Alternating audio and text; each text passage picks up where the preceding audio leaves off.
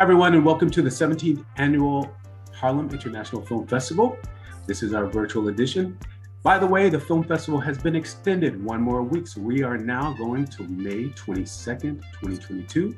So if you can, hop on eventive.org or go to the harlemfilmfestival.org website, and you can screen the virtual films. All the films are available one more additional week. And we thank you for being here. Today, we have a talk back with one of our filmmakers and a special guest who was in the film. The film is called The TruthTellers, and we're here with director Richard Kane, along with storyteller, singer, songwriter, vocalist, educator, Reggie Harris. Welcome, guys, to the talk back. Thank you for being here. Thank you, Marcos. It's great to see you. Thank you so much, and thank you, Harlem International Film Festival. Absolutely. Listen, guys, I have questions.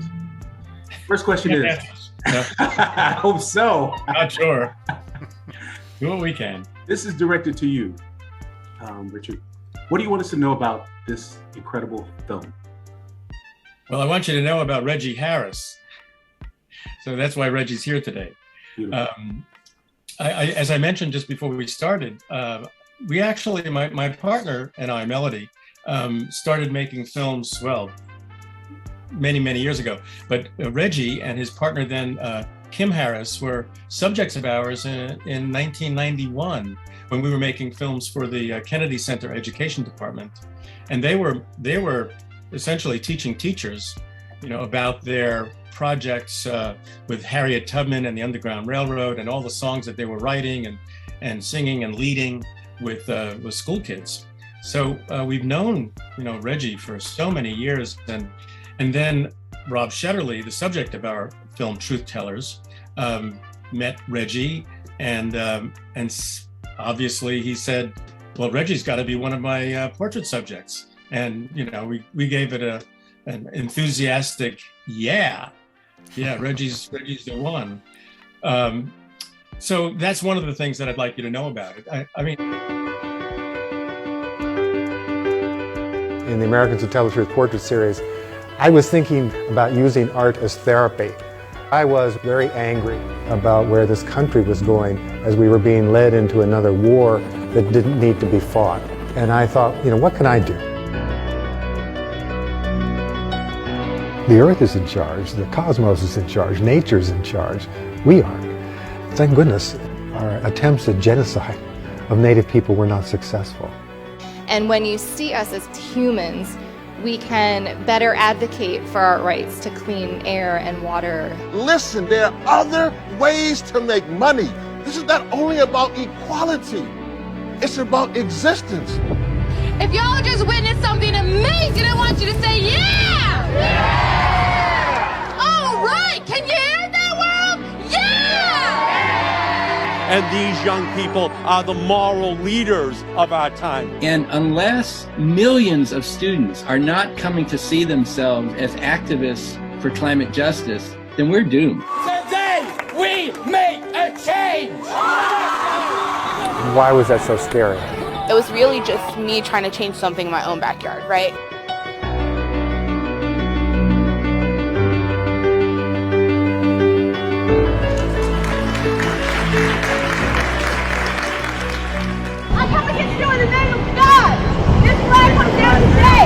Courage is about the belief that there is something greater than your fear.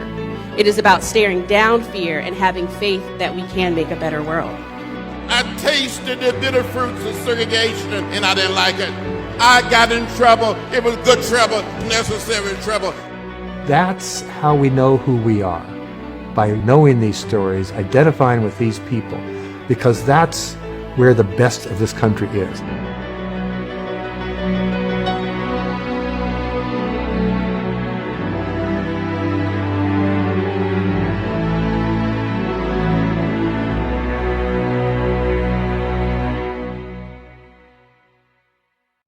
Making films is a difficult process, and it's a long process, and for me at least. And I started this project, TruthTellers, about Rob Shetterly in 2005.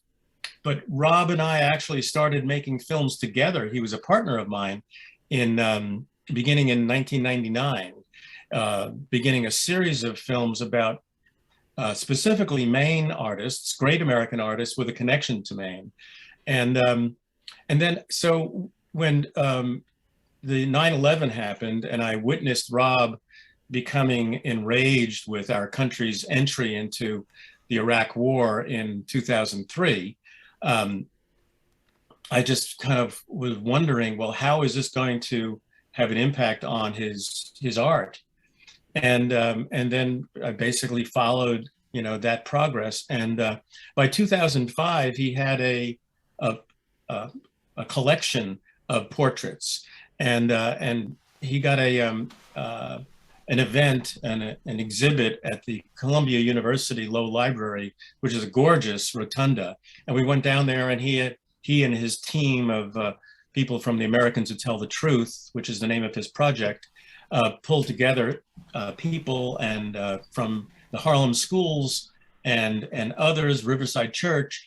And so I said, this town sounds like an opportunity to me. And you see in the film, early in the film, where he escorts a group of kids from the Harlem schools around the rotunda, specifically to see Sojourner Truth.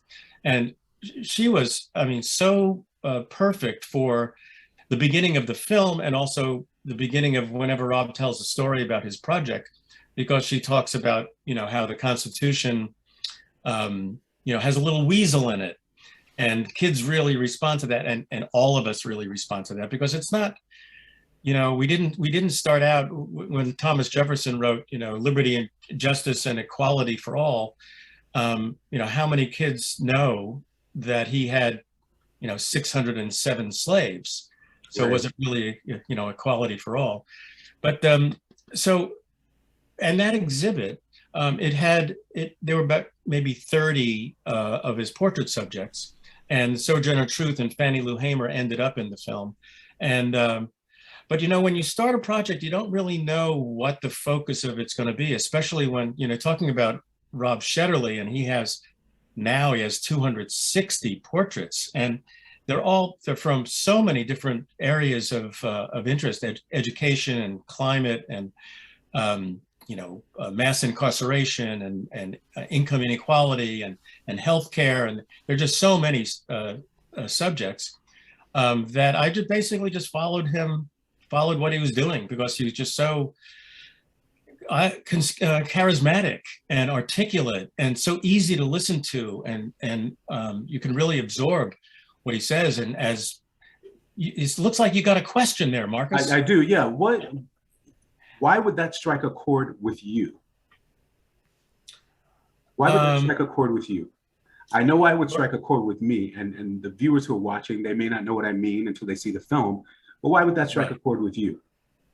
Well, it was a lot of the film, and his project is about the injustices that fall upon the marginalized. And although I'm a person of white privilege, as is Rob, I grew up, I guess, not that far after the Holocaust, and I came from a Jewish American family, and I felt I guess the discrimination against Jews, or at least historically. I didn't really feel it all that personally, but I just was so enamored with his ability to articulate those injustices that and when I was 7 years old, I was watching television. I was privileged enough to have a television in 1957, and there was Simon Legree, and what's the name of the great book of the great book and then film?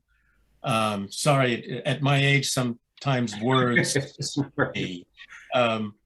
Anyway, like I cried through, and this was all about what.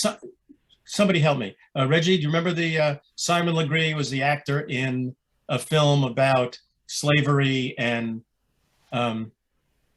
okay. I'm just as old as you.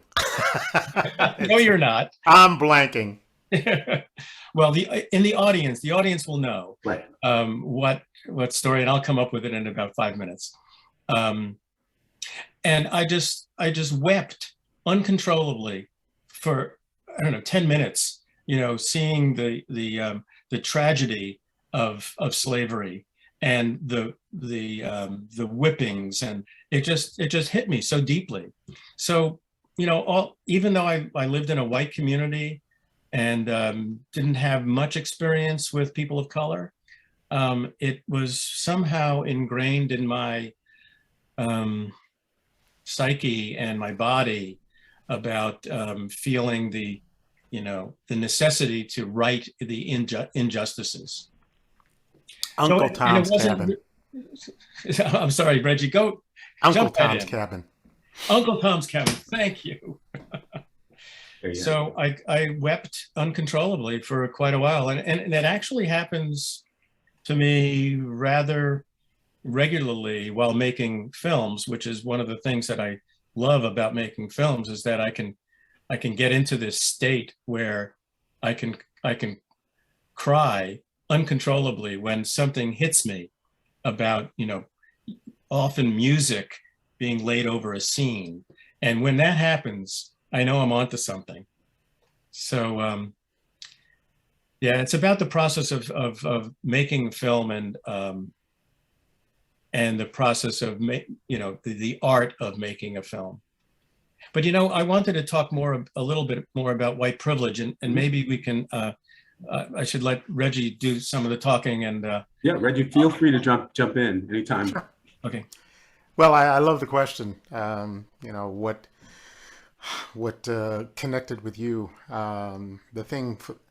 I love the fact that this film came out of Rob Shetterly's brokenness, his anger, his being imminently touched by the actions of our nation, which over the course of history have just been repeated and repeated in this systematic effort to deny rights and deny privilege of others. And the fact that he is a white man who is speaking out of that pain and out of that anger, and then as an artist finding such a powerful way to address it. And that he addressed it by focusing us on people who also had their own connections to either anger or fear or oppression, and have allowed that to inform their actions. I spent this last week doing performances in Charlotte, North Carolina with 3 public schools, and doing a program on Martin Luther King Jr. and the fact that I make the point that Martin Luther King Jr. didn't wake up at some point and just realize that he was going to be this great icon. That he, like all of us, went through a process as a child of learning, of sitting in a community of people who were striving to be. And he took on some of those attributes of the people like Harriet Tubman and Frederick Douglass and Benjamin Banneker, all of those people who came through that cauldron of oppression. And then realizing that he had a light that he could shine. That's the quest that so many of us have been on. I grew up in Philadelphia, Pennsylvania, surrounded by some of those same people who went north on the Black migration. And even though they weren't explaining their journey to me, they were modeling the fact that their perseverance in the face of, segregation and oppression, my own family members, and then finding out later that, my family began on a plantation in Ashland, Virginia, Hickory Hill, and the connections that we had, and a connection to the white family that not only owned us, but was part of us, as my great-great-grandfather is the slave master who had 6 children by, his enslaved woman, Bibana. This story of America and of the world is so complicated, and yet it is also so simple. And I think what Rob does is he pinpoints, the complexity and the simplicity in the faces of the people that he chooses. And as he said, they inspired him to be better. They inspired him through the painting of these various portraits to exercise his ability to act. And looking at these actions, many of us, we feel that we can't make an important contribution to the world. So that's what I love to take into the schools. That's what I love to talk about in my own work. Because it makes me feel connected to all of these people. I will tell you that when Rob told me he was going to paint a portrait of me as a truth teller, I kind of looked at him with this thought, why are you choosing me? And I've said this many times, but I feel for myself that it was an opportunity to live into something. I was already doing things, but I didn't have the commitment then that has grown in me as part of this chain of human events and as part of this. That's a beautiful thought. I'm sorry, I don't want to cut you off, but that's actually a beautiful thought. To, you yourself not feeling like you fit that shoe, but then with the confirmation of someone else that tells you, yes, you are. You're doing something that's valuable to not just, yourself, but to the community, to the state, to the country, to the world. Yeah. The platform is so much bigger. With one little thing that you're doing, you're touching and reaching a lot of people. That's what we do with music. That's what we do with art. And that's what I think is beautifully done in this film. Now, you pulled together some footage and, people, like you said, Fannie Lou Hamer. These are all, pivotal points in our American history, not just Black history. It's American history, some untold history, things that have been skated around, and given a different viewpoint. But you guys all put it right there in everybody's face to see. So we know, so we connect, so we understand, and it's important. And I think what you're doing, Mr. Harris, is teaching the kids, because that's what's going to make the big change. Where we're going in the future, we're already here. We're here. We're trying to change the laws and make everything happen, but it's a mindset that we have to get to where everybody's taking that and moving forward. The continuum, I think, and you make a very good point. We are here, and these are the choices that we make. Yes. And I think that's one of the beautiful things about the film is that, Rob, in letting the various subjects speak for themselves, speak for where they caught the spark. And then we get to see in their own lives and our own lives, since I am part of the film, to see where it is that, that spark started, but where it grew, the choices that lead to choices that lead to choices. That's the amazing thing about history, is that we're constantly making it. And every day that we get up, it's a new opportunity to let that light shine a little brighter. Because we are constantly faced with opportunities where we have to recommit, and I think that's the thing. I think this film, for me, just speaks so truly to the ongoing nature of the struggle. How are we slighted, as Americans, as citizens of the world, global citizens? How are we slighted by not knowing the true history? Well, the thing I often point out to my audiences, and particularly the adult audiences that I see, because, we have this sense that everyone in the world wants what we want, that everyone in the world wants, everybody to have enough food, that they, want the environment to be better. I've found over the last 10 years it very necessary to remind folks, either in song or in story or just by saying it plain, that is not the fact. That this nation is filled, this world is filled with power brokers who don't want what we want. They want control.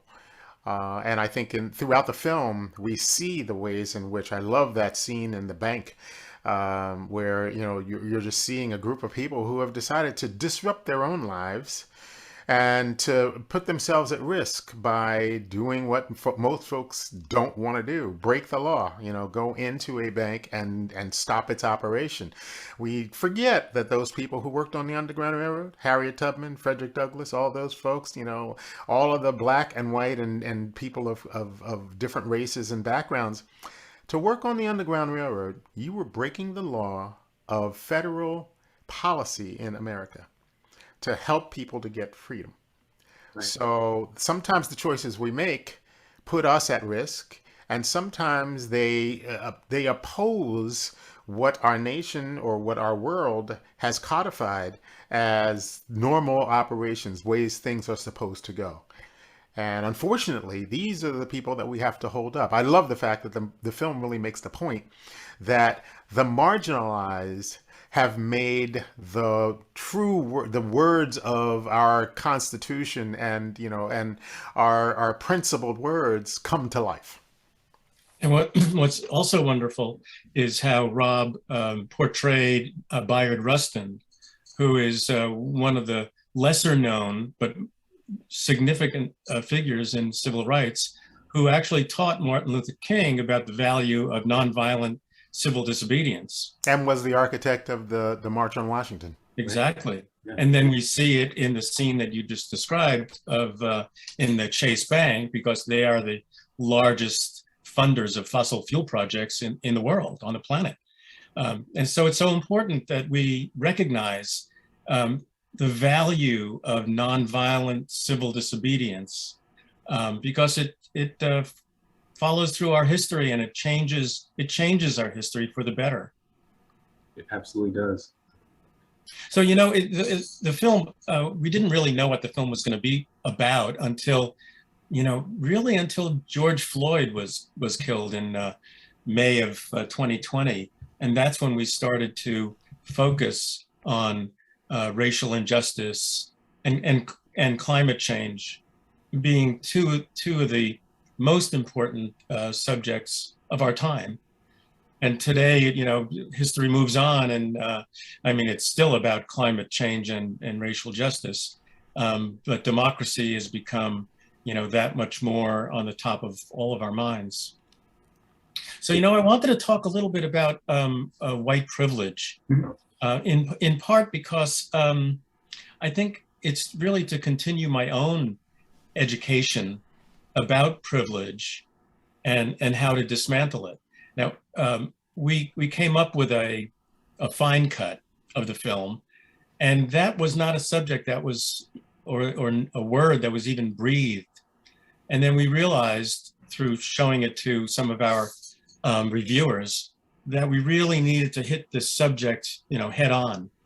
And so we interviewed Rob about white privilege and some other more deeply personal issues. And let me just repeat what Rob said. I have the quote sitting here.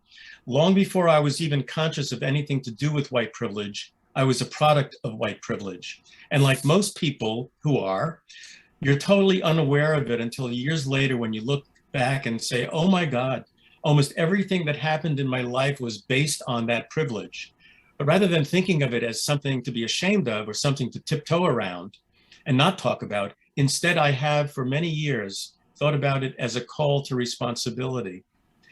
And I kind of wanted to, that's the quote, and I kind of wanted to open that up a little bit if we have the time. Yeah, and thanks, and talk a little bit about how that sits with the audience, and you both as both audiences and participants. You know, the elephant in the room is that we have a film about racial justice that's made by a white man and about a white man. And we did an interview with Stephen, help me with his last name, Reggie. You're gonna have to send me better emails. Stephen Ritz, great educator from the South Bronx, who hopefully will be in our sequel.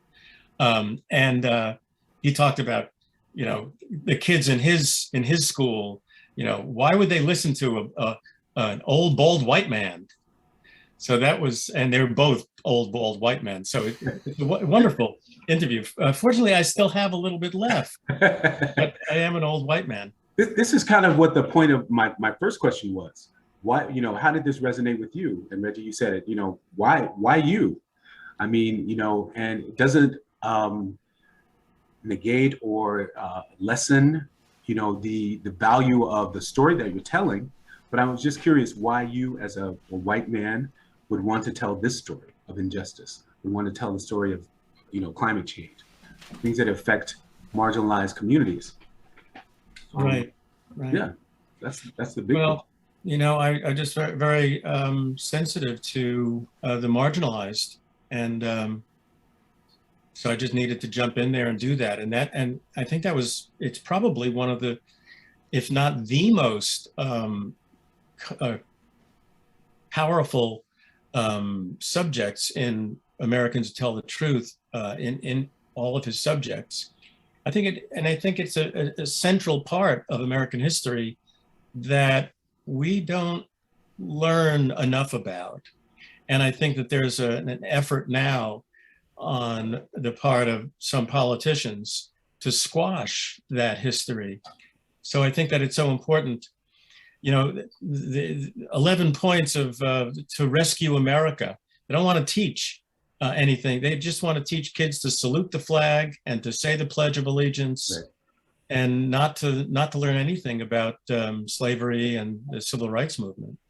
As I said earlier, that is the power base in the world that to continue to keep their status and to continue to keep control. Those stories don't serve their interest.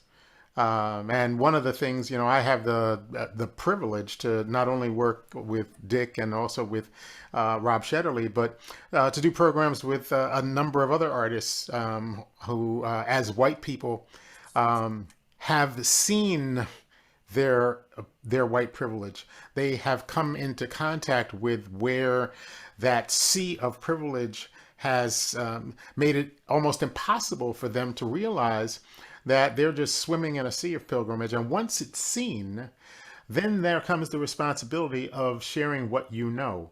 As two of my friends, Alistair Mook and Greg Greenway, say, they understand that hearing the message from another white person is very different than hearing it from a person of color.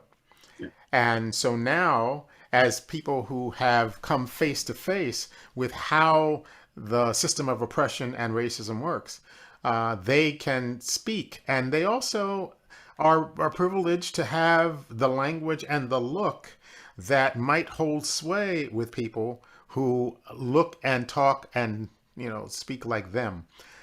So they have taken very seriously. One of my colleagues, Alistair Mook, in seeing, for example, last year when the Recording Academy, the folks who give out the Grammys, anointed 5 more white artists as the best in children's music, he and several colleagues said, no, we understand the way the system works. And after conversations with, their communities and colleagues of color, 3 of them decided that they would refuse the nominations and put the Recording Academy on notice that they, as white people, were no longer going to participate in this system. Within a year, that nominations process changed, and this year it was much more representative of artists of color and the totality of artists. But they realized that they, as privileged white people, could make change by giving something up.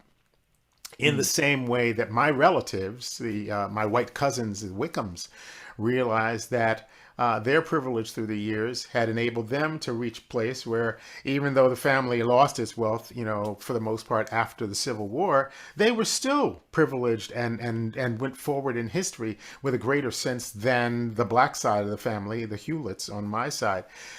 So they did a few things. They targeted some communities of color in Richmond, Virginia. They also created a scholarship for students of color, beginning to realize that our nation, you're not responsible for the deeds of the past in that we weren't alive. However, that privilege does accrue. And so there's still the necessity to either give something up or contribute into the healing. So these conversations are very important, not only to have, but to act on. Right. You're absolutely right. And I'm gonna throw this at you. So in the last couple of years, we've been hearing about possible reparations. Is that one way to help, or how do we get people on the same page as the way we're thinking or we're talking right now? How do we, get people to understand that there is a significant difference, in what's going on here? Well, Rob Shetterly calls it a call to responsibility. So, and he has a portrait subject, Robert Jensen, who wrote the book, The Heart of Whiteness, Confronting Race, Racism, and White Privilege. And I jotted down a quote, "The moral task of white America is to do something that doesn't come naturally to people in positions of unearned power and privilege. Look in the mirror honestly and concede that we live in an unjust society and have no right to do to some of what we have." And I think it's important for people to know about the website, Americans Who Tell the Truth. This is Rob Shetterly's website, because there's so much wisdom in there and so much that we need to learn and we need to pass on to the young people of America if we're ever going to, rescue America. Agreed. Do you think that the young people even care? Do they think about it enough? I mean, how, I'm not even sure. I'm not sure if they care enough. Young people care about fairness. Young people care about the connections. They are not, fortunately, most of the young people in America are not carrying the same baggage that many of us have been burdened with through the years. The idea of climate change and global warming is not something you have to convince them of. The idea that gender inequality is not something that we have to convince them of. There has been a tremendous healing, I think, within many communities. And really what we find is that most of the resistance comes from people in power who simply don't want to give up what they have. It's not hard to go into a school, as I did this week, and talk about the importance of justice for all, whether that's here in this nation or it's around the country, around the world. So it's not a hard sell on that Can level. we talk about that for just a moment? I want to know what the youth responds to what you say to them. As we saw, Mr. Shetterly in his discussions, how did they respond to you when you're speaking about this? I mean, we start off talking about slavery, and first of all, is it tangible for them? Absolutely. Okay. Absolutely. I think we have studies that show that by age 3 and 4, children have already begun to put together the basic principles and the ways that our society works. They've already, had the opportunity to observe us at our best and at our worst, and they began to put these things into a file that now they want to ask questions. So I have this amazing opportunity, as do many of those and Rob, of course, also goes into schools and talks about these concepts. If we look in the film and we see his interactions with the young people in the film, it's just amazing. What they want is you to speak to them honestly and with integrity to answer the questions they have about the way the world works and why. And they're more than fine with you saying, this is something that we need to continue working on, or I don't know how can. But they have ideas about how, because they live it every day, in their interactions with each other, in their interactions with adults.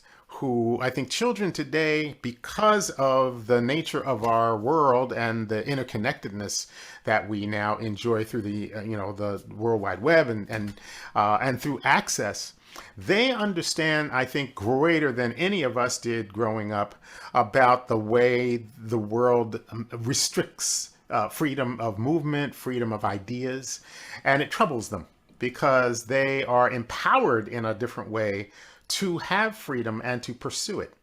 So I think where I get most of my hope these days is by interacting with these kids. They will flat out ask you, a third grader, a fourth grader, why was it that only black people were slaves in America? And they want an answer. So you have to come with a sense that you're going to treat their questions with integrity. And then I am often surprised by what they come up with, and they also seem on a greater level to understand intersectionality, that all of these things are connected. And that is something I think that we adults are still having a lot of trouble with. We're working in our own silos, and we're more interested in getting the agenda items filled in. That is not true with children. You know, one of the things you said, Reggie, was about empowering young people, and I think that that's one of the great goals of Rob's project and this film. I mean, take for instance his subject Ziana Bryant. Well, first of all, he calls his subjects models of courageous citizenship, and I think that's really important because they act. Let's take Ziana's example. She walked by from Charlottesville.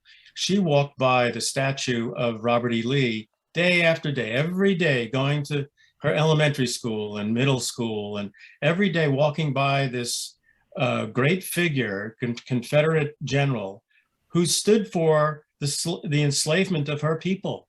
I mean, how does that affect one's psyche and soul? I mean, that's really debilitating.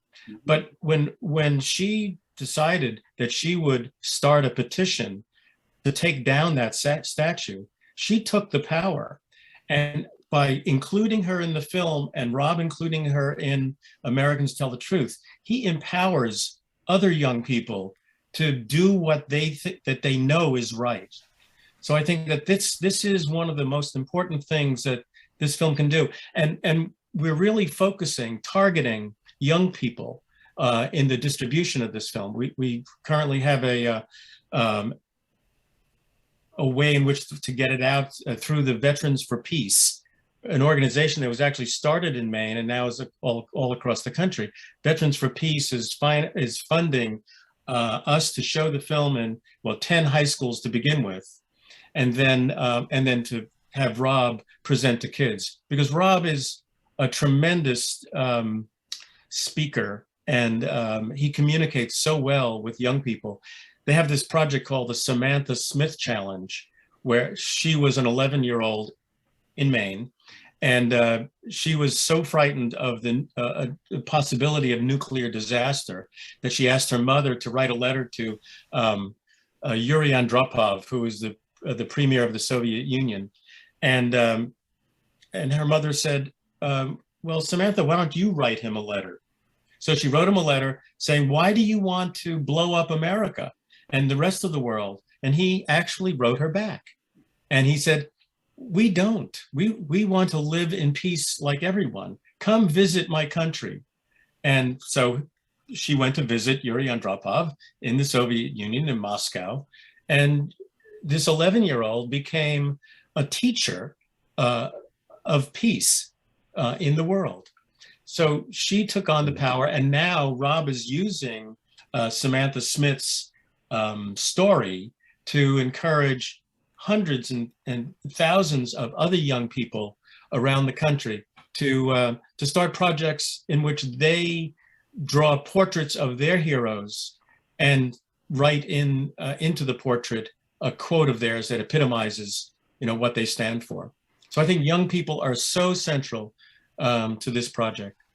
We're seeing it in the film also in the climate change and the various activists who are taking on the government and taking on the issues of legally opposing actions of climate injustice.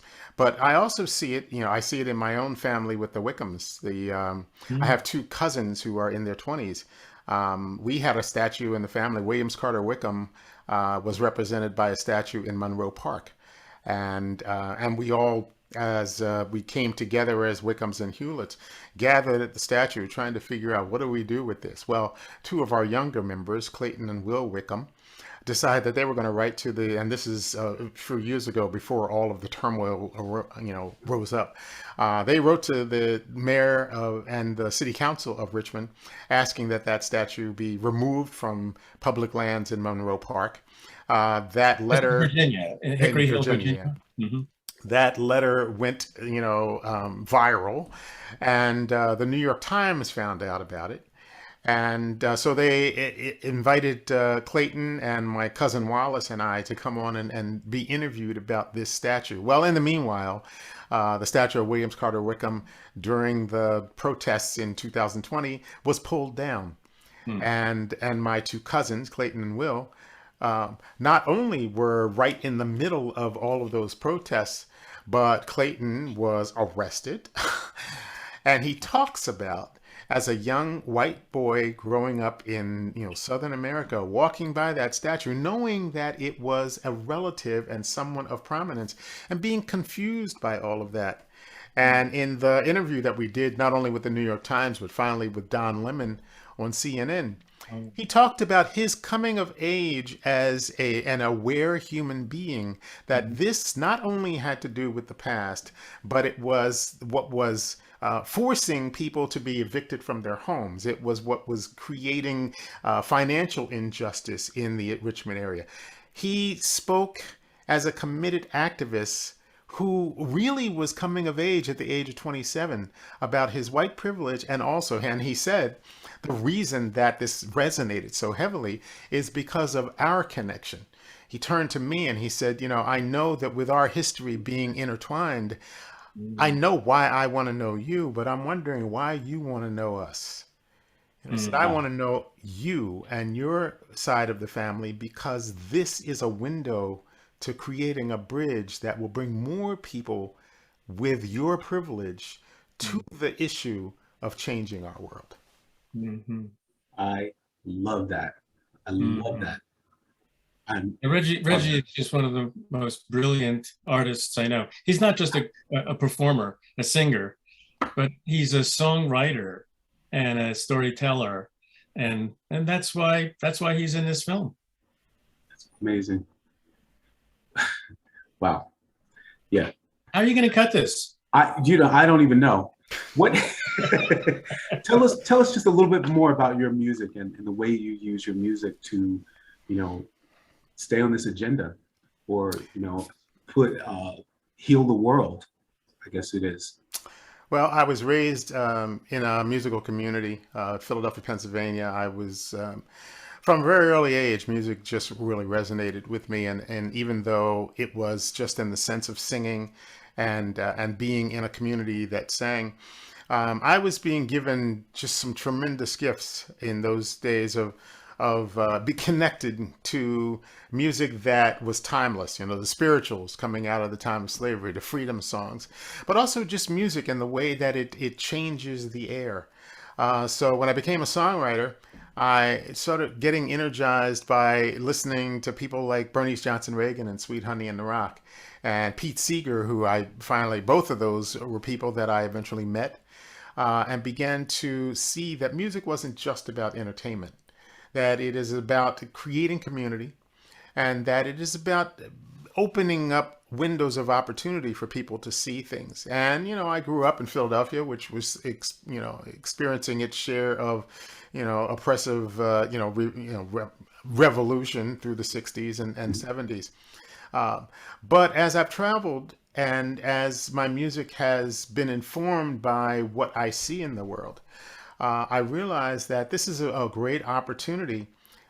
Music resonates with people in a way that spoken words often don't. And so it also heals me to do it.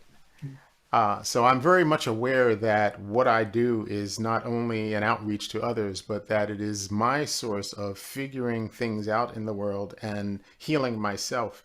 I've come through any number of struggles, both, physical and spiritual. I had a liver transplant in 2008. I was about a week away from dying, and because of an organ donation, I received a new liver. And in that instance, I was born into a new opportunity for life to really allow myself to be a channel for these messages that come. So I've been really blessed and graced to allow what I love passionately to speak out in the world. And, through the pandemic, writing songs and making albums, and then going out and performing these songs for audiences that often don't look like me. I perform mostly for white audiences and folk and Americana audience base that is still struggling with a lot of the fact that they don't know this history. They don't know how our nation has been part of this grand scheme to deny rights to people. So I get to introduce that in a way that people can take it in. I get a lot of people coming up to me after shows and saying, I wasn't going to come tonight. Life is really hard. But I looked at your website and you looked hopeful. And I take that as a great compliment, that my presence is inviting to people. It's not that I'm not going to talk about difficult things, but I think that something that somebody said to me, one of my mentors, it's important to make points to people in ways that don't paralyze them, either with guilt or with fear. And it's also important, as you tell the truth, to give people some hope that that truth can turn into something. So that's sort of my marching orders, and I love what I do. Those are powerful words, very powerful. I do think that this film is a fountain of hope, as is Rob Shetterly and Reggie and all this portrait subjects, those models of courageous citizenship. If we don't have those models, we don't have the hope. We need people out there like Reggie to communicate to us his hope. Absolutely. And what a brilliant film. And I think we should leave them on that note. I want to thank you, gentlemen, for this conversation. And I hope the viewers can take this conversation and execute ways to make this world better. This world needs to be healed. And these words were powerful today. Thank you for this beautiful film, The Truth Tellers. I guess we can go to TruthTellers.com to find out more information. Is there another website we can reach you, or? TruthTellersFIlm.com. Film.com. TruthTellersFIlm.com, as well as AmericansWhoTellTheTruth.org. There you go. Reggie's also got a website. How do we reach you, Reggie? I'm at ReggieHarrisMusic.com. The easy way to find it. That's what it is. Thank you for joining us, everyone, for this talk back for the 17th Annual Harlem International Film Festival. As I said, the film festival is going on until May 22nd, 2022. Make sure you go to harlemfilmfestival.org. We're at eventive.org and find out more information on how to stream this film and many more. My name is Marcos Luis. Thank you for joining us. See you next time. Bye-bye. Thank you, Marcos. Thank you, guys. What a place.